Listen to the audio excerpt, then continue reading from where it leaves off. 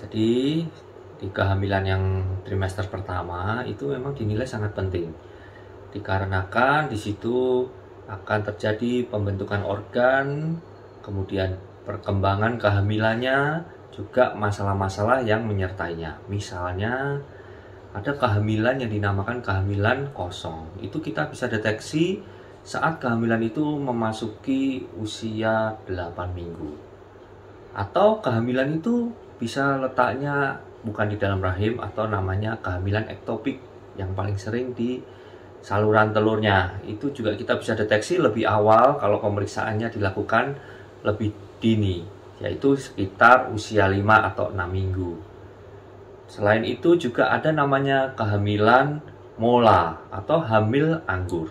Hamil anggur adalah masalah karena kromosom saat pembuahannya. Di situ tidak terbentuk janin, melainkan seperti bulir-bulir anggur. Itu risiko untuk menyebabkan pendarahan yang hebat. Di lain kelainan itu, ada permasalahan yang lain, misalnya ada mual muntah yang hebat yang dinamakan hiperemesis gravidarum.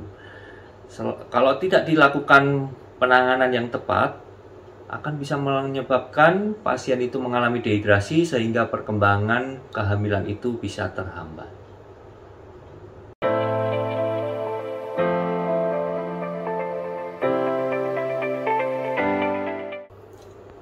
Jadi memang betul pendarahan itu merupakan kasus gawat darurat kebidanan. Memang kita bagi antara trimester 1 dan trimester 2 dan 3. Kalau trimester 1 itu paling sering penyebabnya yaitu keguguran. Atau seperti yang sudah dikatakan tadi, kehamilan ektopik atau kehamilan di luar rahim, juga kehamilan mola atau kehamilan anggur. Itu penyebab dari pendarahan di trimester 1. Penanganannya juga masing-masing berbeda ya. Kemudian di trimester 2 dan 3 ada yang namanya pendarahan antepartum atau yang disebut pendarahan sebelum persalinan. Macamnya ada placenta previa dan solusio placenta. Kalau placenta previa itu sendiri yaitu pendarahan karena plasenta yang harusnya letaknya itu berada di atas atau di fundus atau di ujung puncak dari rahim, tapi letak plasenta previa ini ada di bawah yang menutupi mulut rahim atau jalan lahirnya. Sehingga resiko untuk pendarahan atau pecahnya pembuluh darah di bawah itu meningkat. Dan selain itu ada solusio placenta. Kalau solusio placenta letaknya sudah betul. Misalnya letaknya di belakang atau di atas rahim.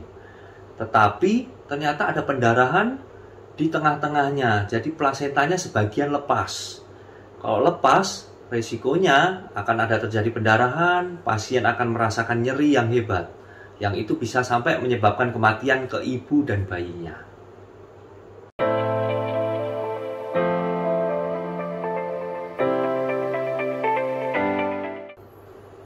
Kehamilan dengan mual muntah itu biasa. Tetapi kalau mual muntahnya berlebihan, itu dinamakan hiperemesis gravidarum. Itu yang perlu penanganan. Sebelum kita bisa melakukan penanganan, kita harus mengerti penyebab dari hiperemesis gravidarum. Salah satunya karena infeksi oleh kuman Helicobacter pylori. Apabila penyebabnya adalah karena kuman tersebut, kita bisa berikan pengobatan dengan antibiotik. Selain itu juga penyebab dari hiperemesis gravidarum yaitu karena faktor alergi. Yang dimaksud dengan alergi saat kehamilan. Setelah kehamilan itu selesai atau bayi sudah lahir, mual muntahnya akan langsung hilang.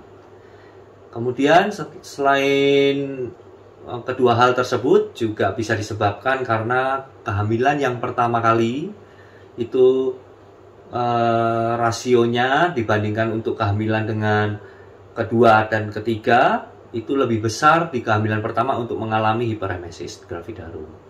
Juga kehamilan kembar dan kehamilan mola.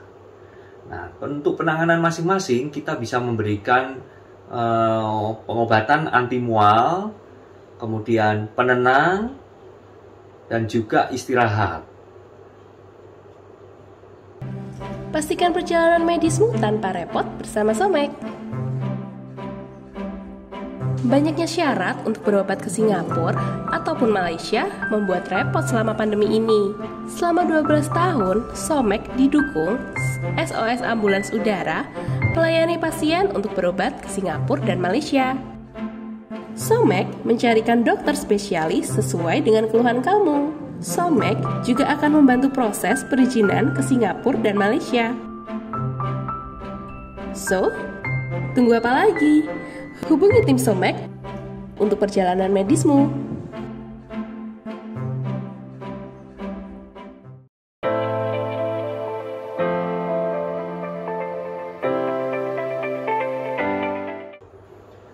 Hal yang dicemaskan oleh ibu hamil yang ingin melakukan persalinan normal salah satunya yaitu robekan jalan lahir.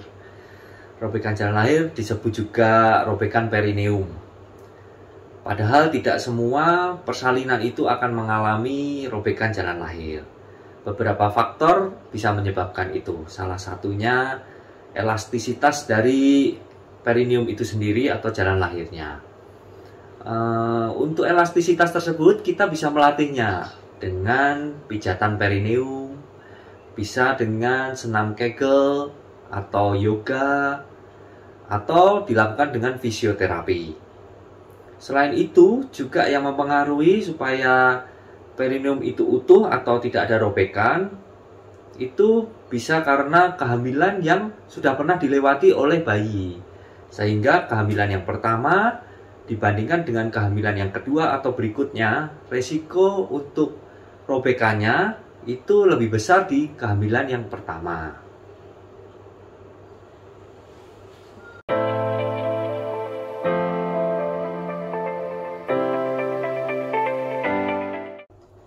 Kegawat daruratan kebidanan memang harus dideteksi sedini mungkin.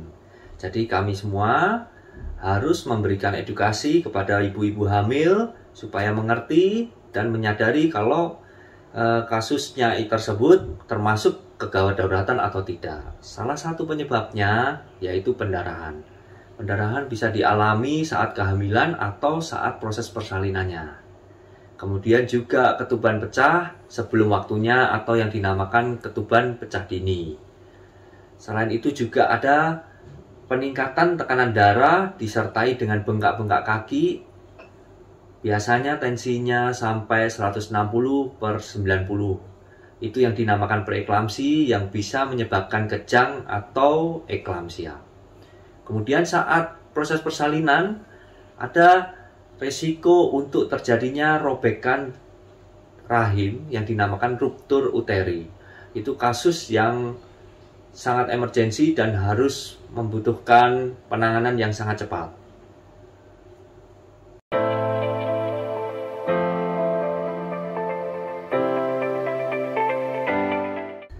Plasenta dikatakan lengket apabila setelah bayi lahir 30 menit kemudian plasenta masih belum bisa dilahirkan.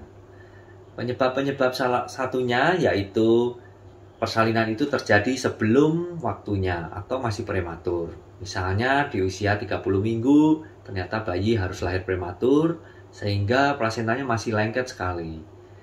Kemudian selain itu juga penyebabnya yaitu riwayat persalinan-persalinan sebelumnya. Misalnya ada tindakan sesar atau kuretase.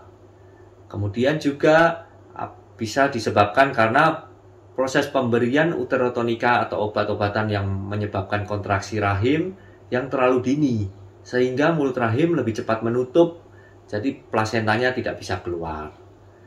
Nah, untuk penanganannya ada yang dinamakan manajemen aktif skala 3, yaitu dengan masase uterus atau pijatan rahim. Kemudian juga pemberian uterotonika yang waktunya tepat.